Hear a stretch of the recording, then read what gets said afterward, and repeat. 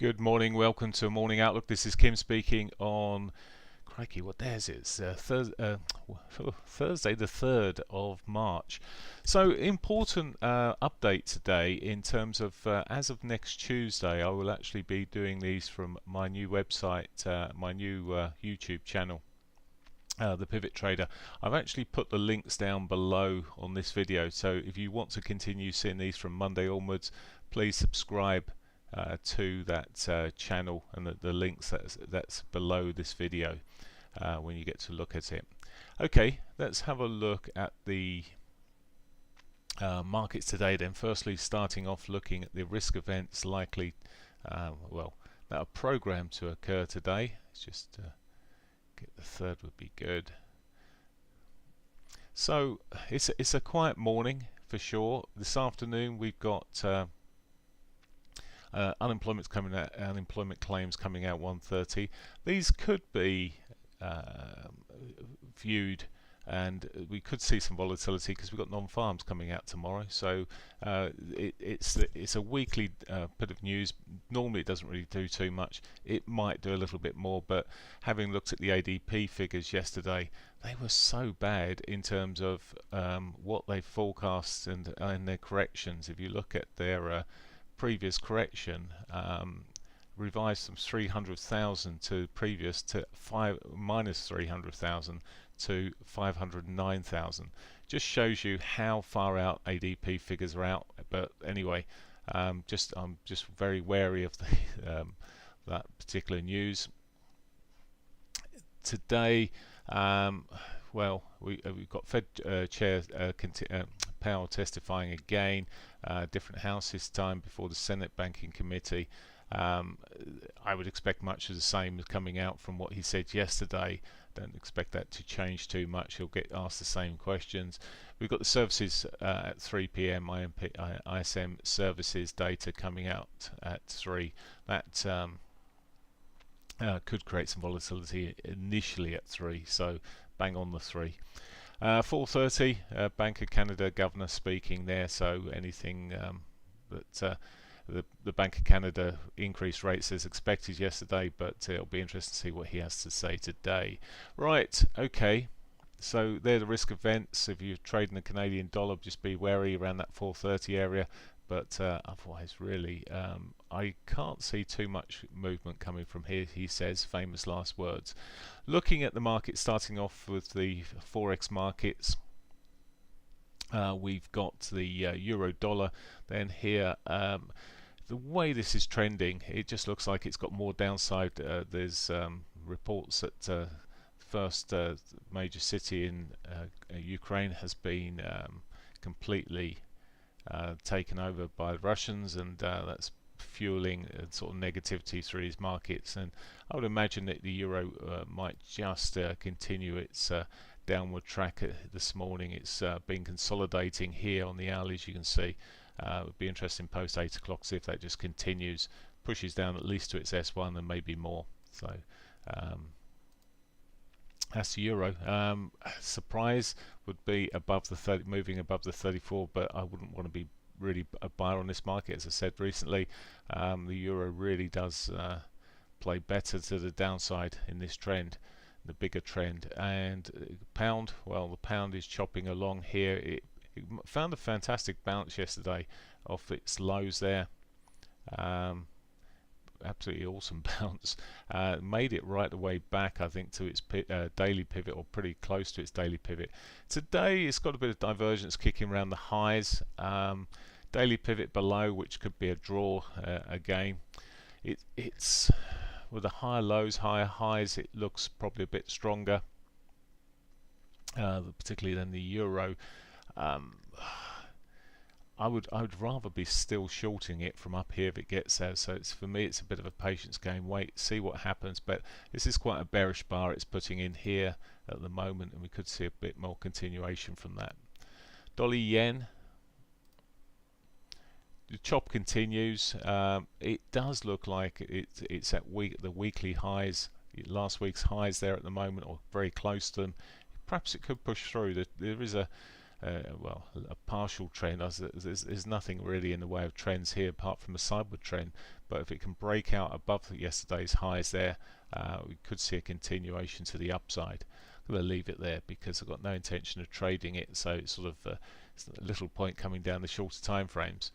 Aussie dollar has remained the strongest of the pairings and continues to do, yeah, certainly continuing to do so. Quite a choppy old period, but it's getting the sort of surges. Yesterday afternoon it just pushed up there quite late, finally broke out through the highs. It's quite late for my trading when some of this moves. This morning we've already seen a retrace to its daily pivot, and off it's gone to its R1. Could continue in this mode. Money's got to go somewhere, and it's not all going to the dollar.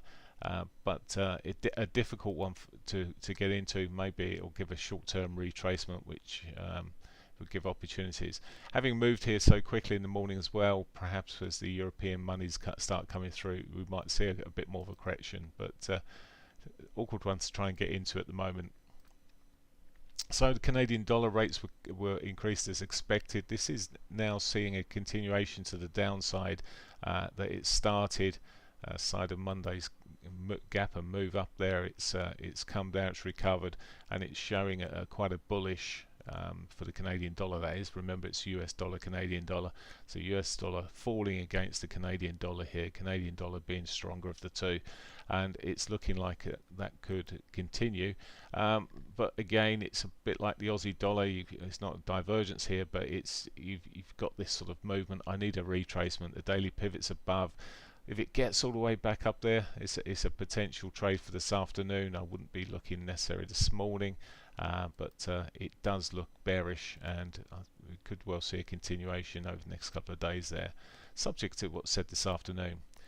Switching to commodities and looking at gold first.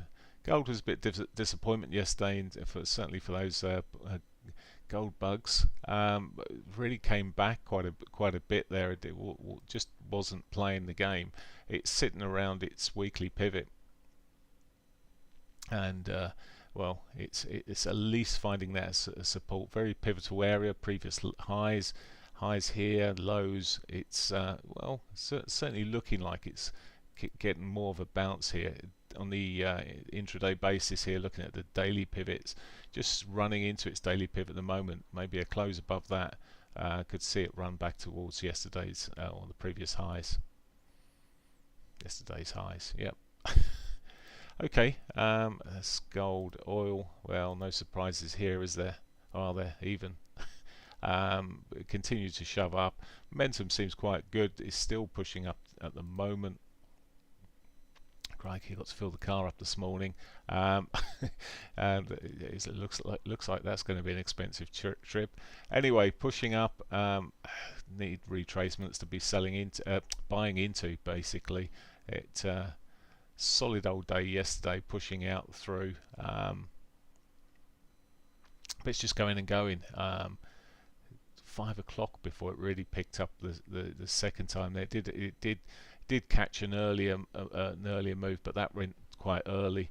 Again, I just need retracements to be buying into that.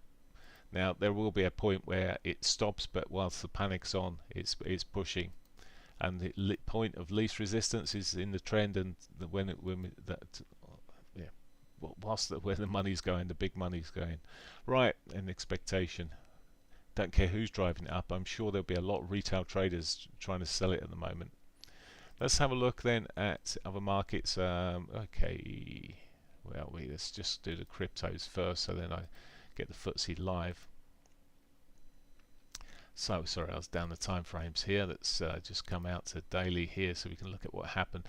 So yesterday we ran back into those prior lows, bang into the prior lows and rolled over, and it seems to be that some governments are looking at Bitcoin in terms of how it might be used as an alternative by the Russians, and that might just slow things down a little bit.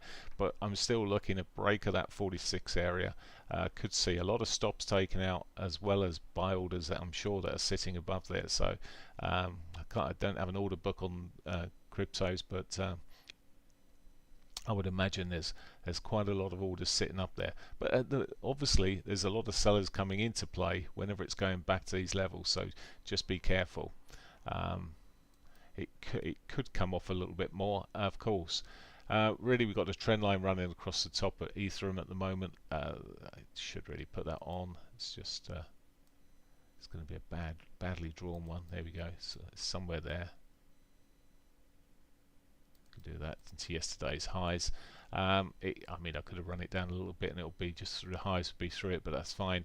A break of that again, it's a bit like Bitcoin. A break above there would be much more bullish. I think the real push is still looking at that 34, 36 area in terms of it being really bullish. I mean, we've had the same thing there, support, maybe then a breakthrough, then the resistance at that same level, quite pivotal. Ripple, same situation here. It might be an aggressive entry on the break of the trends, but really needs to be pushing up and confirming higher lows on this sort of daily basis. The rest, Cardano, well, it still looks bearish to me, and it's not far from its lows. It's the weakest link here for a moment. Solana marginally stronger, but again relatively on the weaker side.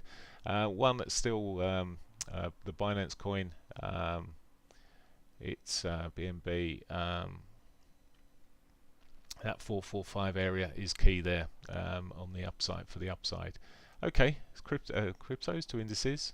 Looking at the indices, let's have a look. Drop down. Consolidation builds and builds on the CSI 300, and I'm bearish on it anyway in terms of the big picture that we've seen here, and expecting that to fall off over the coming weeks. Much more of a swing trade than a day trade. It's quite a gappy movement for a day trade, so you'd need probably watch your position sizing if you're looking and trading it. But it does look like it's tuned for a possible downside. Nikkei 225 just pushed up there a little bit, but then pulled back. It's ended up down on where it opened, but actually it's a positive day overnight there. Well, I say day overnight, but a positive Asian session. Let's come back to the FTSE in a moment. In fact, let's go to the Nifty 50 as it's still open here at the moment, but again, another market that's heading south. Pushing down at this point, and it's a as I said, it has got a gap above there which could get a draw of traders coming in there, but at the moment it still to me looks bearish. It's the same old for most of these markets. The S&P's essentially on it's just down on the morning at the moment, but the S&P's yeah, it's bit of a recovery yesterday across these US markets, and there'll be excitement coming back into them, but just watch out. We're just sort of running in or have run into the underside of the trend line.